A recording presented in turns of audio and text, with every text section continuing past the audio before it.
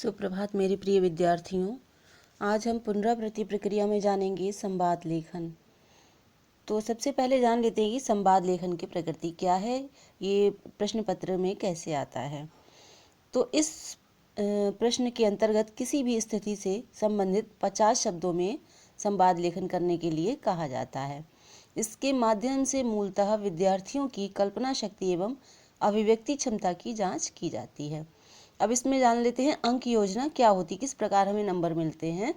तो मूल विषय की पकड़ जो होती है उसका 1 नंबर होता है, 1 अंक आपको मिलेगा।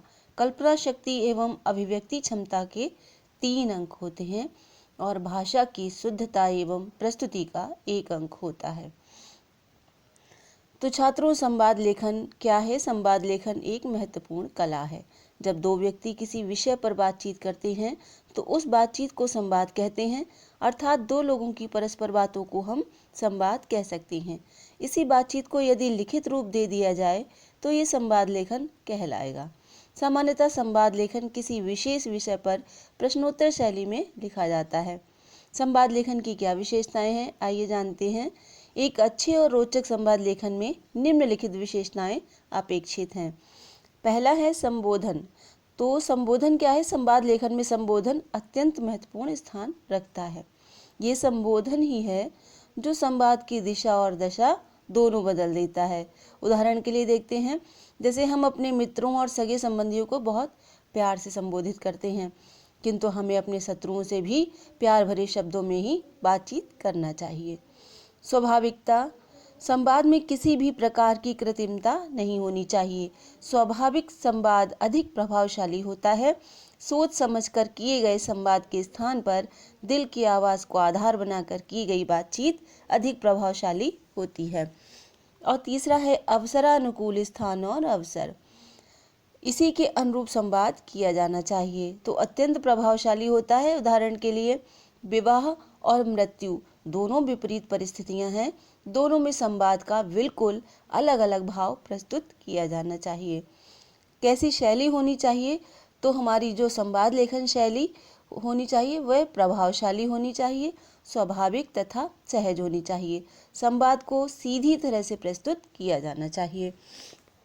संवाद लेखन के लिए महत्वपूर्ण तथ्य कौन कौन से हैं? तो आइए जानते हैं। संवाद लेखन की भाषा सरल तथा संक्षिप्त लेकिन कलात्मक होनी चाहिए। संवाद विषय तथा पात्रों के अनुकूल होने चाहिए। संवाद लेखन में विराम चिन्हों का यथासंभव उचित प्रयोग किया जाना चाहिए। संवाद प्रायः प्रश्नोत्तर शैली में होता है, लेकिन कभी कभी आदेशात्मक शैली में भी होता है। प्रश्नोत्तर शैली के संवाद में जिस काल में प्रश्न होता है उसी काल में उत्तर दिया जाता है। आदेशात्मक शैली में दिए जाने वाले उत्तर प्रायः भूतकाल अथवा वर्तमान काल में होते हैं। तो छात्रों, संवाद लिखते समय हमें कौन कौन सी बातें ध्यान रखनी चाहिए ये आपने अभी जाना। और आप गृह कार्य में महिला और सब्जी वाले के बीच संवाद लिखेंगे कि सब्जी लेते समय महिला और सब्जी वाले के बीच क्या क्या संवाद हुए। अगला है कि मित्र के साथ बातचीत। तो आप कोई भी विषय ले लीजिए और उस विषय पर अपने दो मित्रों की बातचीत को आप संवाद लेखन में लिखेंगे। संवाद लेखन शैली में कैसे संवाद लिखा जाता है उसी तरीके से आप किसी भी विषय पर दो मित्रों की बातचीत को लिखेंगे। तो छात्रों, आज के लिए इतना ही। आप खुश रहें, प्रसन्न रहें, निरोगी रहें, इसी मंगल कामना के साथ हम अगली कक्षा में फिर मिलेंगे। धन्यवाद।